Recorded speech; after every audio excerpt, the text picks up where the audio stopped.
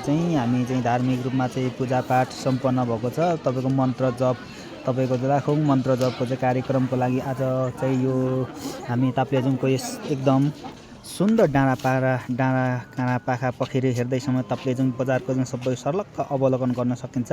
तपाईँ हजुरले हेर्न सक्नुहुन्छ कि किनभने हाम्रो ताप्लेजुङ जिल्लाको पनि यति सुन्दर वातावरण र यति चाहिँ अवलोकन गर्ने लायकको ठाउँ छ। हेर्नुहोस् तपाईँले सक्नुहुन्छ। तपाईँको यसैको चाहिँ डाँडा पाखा पखेरादेखि त्यसै हेर्नुहोस् तपाईँको ताल तलियावादेखि कुहिरो मण्डलको हेर्दै तपाईँको चाहिँ यस माथिल्लो डाँडा पाखा हेर्दै गर्दाखेरि तपाईँको यस गुम्बाको प्राङ्गणको काखमा बसेर आज पनि तत्कालीन हामीले चाहिँ एउटा भिडियो सेसन गर्दैछौँ। भिडियो हामी बनाइरहेछौँ, तपाईँले हेर्न सक्नुहुन्छ।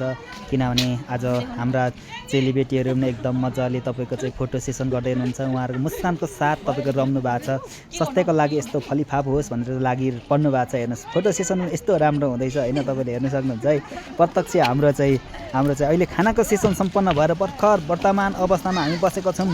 तपाईँहरूले यस ठाउँमा पनि अवलोकन गरिदिनु होला, हेरिदिनु होला। हेर्नुहोस् हाम्रो ताप्लेजुङ जिल्लाको तपाईँको चाहिँ हेर्नुहोस् यति राम्रो डाँडा गाउँ डाँडा बजार जस्तै तपाईँको चाहिँ हरियाली वन हरियाली तपाईँको चाहिँ यस तपाईँको हरियाली वन तपाईँको नेपालको कालो सुनको चाहिँ प्राङ्गणको सिधै मास्तिर हामी बसेर टक्क एउटा भिडियो बनाउनु गइरहेछौँ। हाम्रोतिर चाहिँ हेर्नुहोस् तपाईँको धुपी सल्लाहदेखि लिएर बाँसदेखि लिएर हेर्नुहोस् अलैँची सबै थोक पाइन्छ। यहाँदेखि तपाईँको यो तल सिधै मुनि त सर्लक्क पारेर नियले हेऱ्यो भने तपाईँको चाहिँ हाम्रो तम्बर खोलाको मजाले सङ्लो पानी, त्यसै पारि यो पारिको भित्तामा पारि हेऱ्यो भने तपाईँको सानीमा हाइड्रो पावरको चाहिँ मेन पानी आउने स्टेसन पनि देख्न सकिन्छ।